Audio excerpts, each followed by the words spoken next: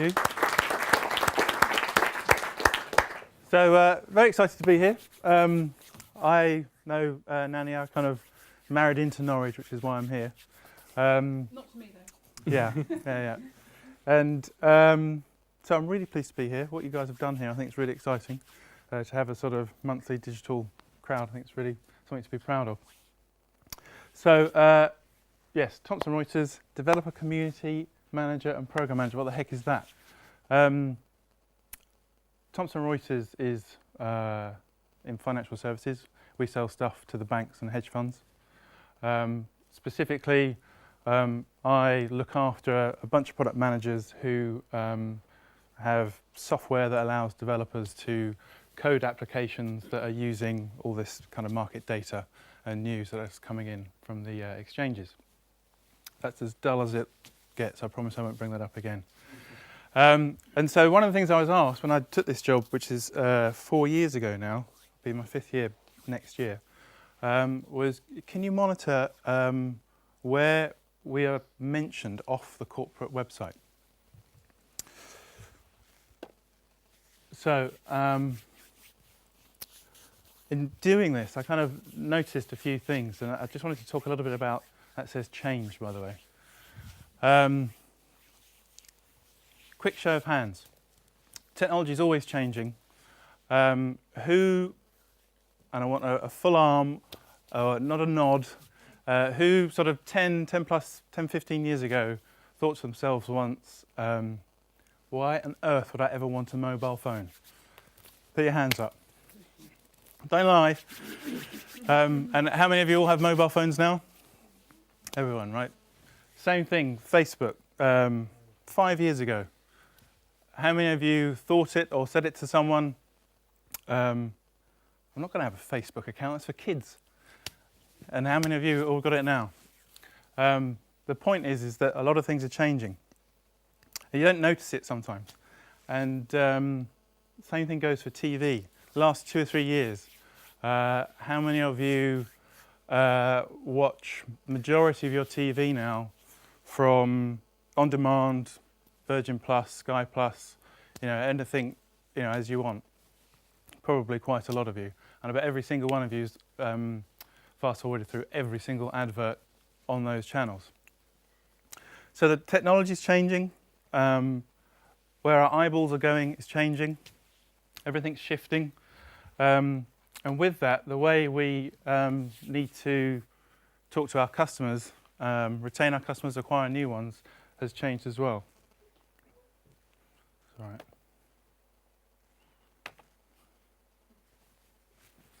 Just to reiterate. So again, can't see anything. That says monitoring. So I took this, put this photo here because it kind of shows what I see as the kind of volume of data that's coming at us now in social media. So this could be Google+, this could be Facebook, this could be Twitter, could be MySpace, Friendster.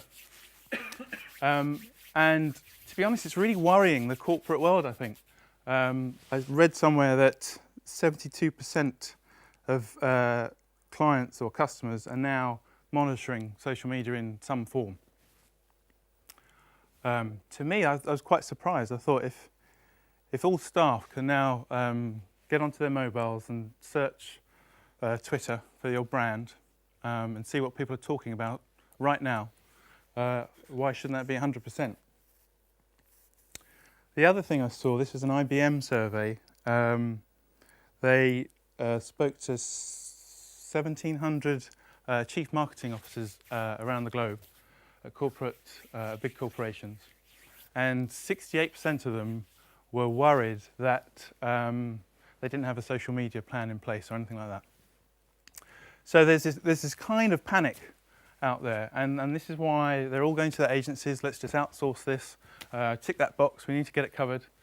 And there's a ton of resources out there, and some of the expensive ones that I've seen, Radian 6. There's another one, Brandwatch. They're all sort of $2,000 a month plus, just to kind of track your brand out there in this new world. And there's this whole thing about we've got to search it, we've got to find the needle. And where I'm coming from, I wonder whether there is actually a needle. You know, what is it out there that we're all looking for? So, at the top left, you can't see this, but it says strategy. So if we're going to start looking at social media and monitoring it, why would we do it? What's the reasons for doing it? And to start you off, I mean, the main reasons I do it is competitors. You can monitor our brand's competitors. One step further than that, you can then see what the chatter is about what your competitor's just done, which is another sort of step cleverer. And thirdly, you can then actually, it's the only place in the world you can really go and talk to your competitors' clients online. Example of that is, just the other day I saw in LinkedIn, someone was complaining about a Bloomberg contract it took 2 years to get out of. And I was able to just talk to him and give him a consoling, pat on the back. The other great thing is you can monitor, your brand, what your staff are doing. I find some bizarre stuff from Thomson Reuters staff out in, I saw a magic show from a canteen in Singapore. I've seen, what else did I see the other day? Oh, a choir in Austria. Again, staff, canteen, weird. Anyway, you can track all your brands, all your products and that kind of stuff as well. Partners, we work with a lot of partners, Oracle, Intel, these kind of people. We can track what they're up to, what they're saying, who's moving. There's a lot of jobs and shifting, that kind of stuff. You can monitor all of that. But what's really good is you can monitor all the cool stuff that's coming out that's in your niche area. So white papers that are being published from various sources, university lectures online. Obviously you've got the niche news, you've got forums and stuff that are talking about how do I get a job in this, or how do I solve this problem, whatever it may be. And so, yeah, there's a good lot of reasons to do it. So let's crack on, and I'll show you, how to get connected and be more nimble out there. So, do I use lots of tools? No. I use 2, and are they expensive? No, they're free. And I think before I introduce them to you, a couple of things I wanted to explain. If you're going to start bringing in a sort of torrent of social media data into your PC or computer, you need to think of 10 keywords that would explain your area.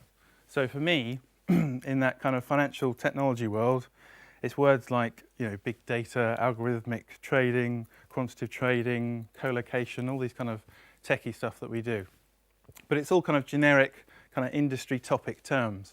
And those keywords are what's going to bring the right content towards you. So once you've got your 10 keywords, you then need to think, okay, I'm standing in this pipe of content coming towards me. I need to have various nets, a kind of list, if you will, of all my competitor stuff over here, list of all competitors, all my partners over here, a list of those, a list of myself and all my products over here, so I can catch the various areas that I'm interested in. So once you've got those 2 things in your mind, because obviously you can do that for yourselves, the 2 tools that I use is Google Alerts and a plain RSS feed reader. Google Alerts is a web service. You go to Google and get it there. And a feed reader, you can get them online, but I use one that you download to your desktop. So do many people here use those in combination? You do.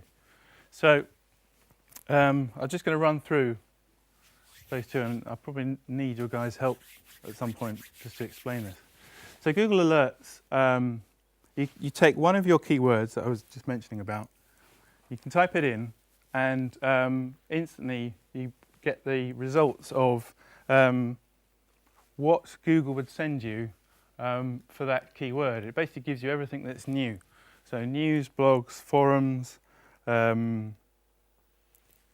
Twitter, a whole ton of stuff. And you can select exactly what you want. I've got here everything. You can have one a day. I think it says only show best results, so you can have all of everything that it finds and deliver it to a certain email account. And so every day you get an email just like what you see there with your keyword where it's been mentioned online. And should you see something that you like, so for example this one says Microsoft focuses big data efforts on Hadoop, which is a database. I can't remember what it is, but it's some kind of collective blog. That sounds interesting. I click on that, go through to that website, and then what you're looking for is that RSS icon. You sometimes see it up in the address bar. Sometimes you see it elsewhere down the bottom. But if you click on that, two things will happen. One, you'll either get a sort of funny looking URL, which is XML, or you might get a sort of series of colourful buttons, which is basically choosing your feed reader. And what you do is you take that information or click through and take it to your feed reader. Now, if people aren't aware of or the concept of RSS, there's a brilliant video. In fact, there's a series of videos. A guy called Lee Lefevre, and he's got a company called Commoncraft. I don't know if anyone's aware of those. Absolutely brilliant. They're sort of vaguely animated, cut-out drawings. They just explain technology. And essentially what's happening is, this is a bit like a browser, but instead of going to a browser and then finding various things, going to BBC for your news, going to wherever for whatever you're interested in, every time you're looking, you're kind of wasting time. So what Feed Reader does is, when you go to that site and you pull that feed, it comes back the other way. So whenever it's updated, it just comes into your browser here. So you don't have to do anything. Once it's set up, it's just coming in. So two key points here is that I've filtered it into all those feeds that I've pulled from those emails of me getting. I've got forums, I've got industry media, I've got bloggers in the area. I've also got a folder on social media just to see what's going on. So you can have a look at those, just scroll through them if you need to. But the key tip here is that I also use Delicious, Twitter and YouTube. I've mentioned the Delicious, Twitter and video. And what you do, for those 10 keywords that you had, you go to Delicious. Delicious is bookmarking, social bookmarking. I don't know if you know that. Again, Commoncraft, brilliant video on social bookmarking, explains it. But essentially, if someone likes a web page, they bookmark it, and everyone else, you can tag it, and everyone else can find it. So you'd put, one of your keywords into Delicious, get the results, get the RSS feed, and pull that in. So that's just for one of those terms. You do it for all 10, and you put those into your Delicious folder. Same for Twitter. So anytime algorithmics mentioned, quantitative, collocation, all this kind of stuff, for each one of them, RSS feed back in, goes into that folder, and the same for YouTube. And then the key reason I use a desktop RSS feed reader, this is called RSS Bandit, by the way, is that I can create these, what they call search folders.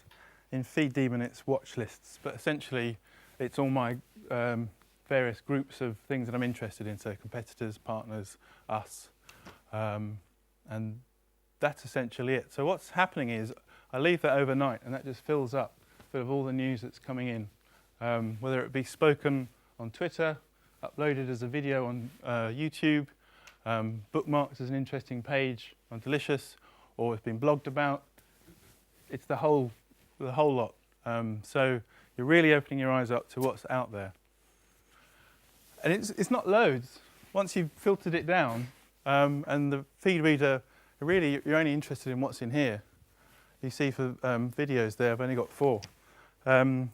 And essentially you can really use that to bring some really interesting insights to what people are doing. So I found forums where people are discussing our products.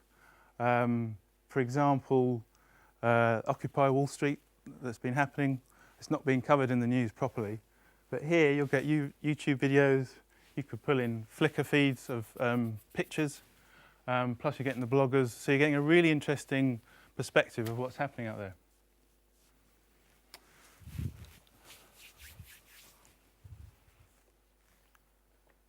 So then what you end up with is everything you're interested in from Twitter, Delicious, YouTube, Facebook. There's a great site called Currently with a K. And you can use that, again, to put in RSS feeds on keywords from Facebook into there. You can also use LinkedIn as well. I find a lot of discussions in the groups. That's all coming into your feed reader. And then here comes the sort of smarty pants bit that Tom was talking about, which is, well, what do you do with it? I create a daily email. I call it Developer Insight, and that goes out internally. And it's where, we are mentioned, our competitors are mentioned. And this can be squabbles online, on Twitter, people bad-mouthing us.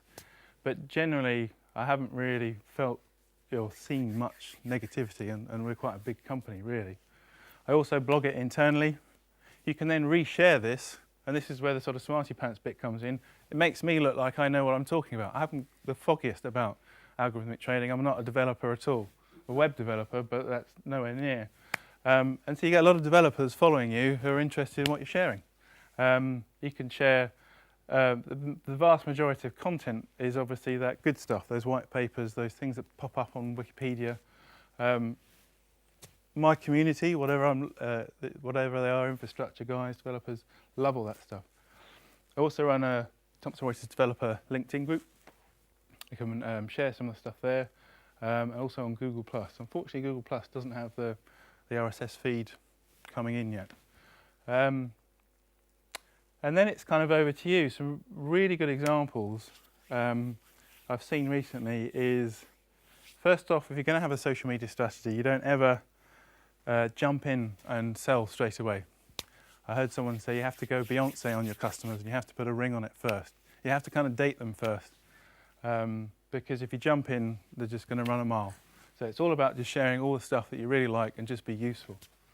Another great example of Twitter is, and I want to see marketing databases have that extra column now that's address, phone, Twitter, LinkedIn. It should all be there now.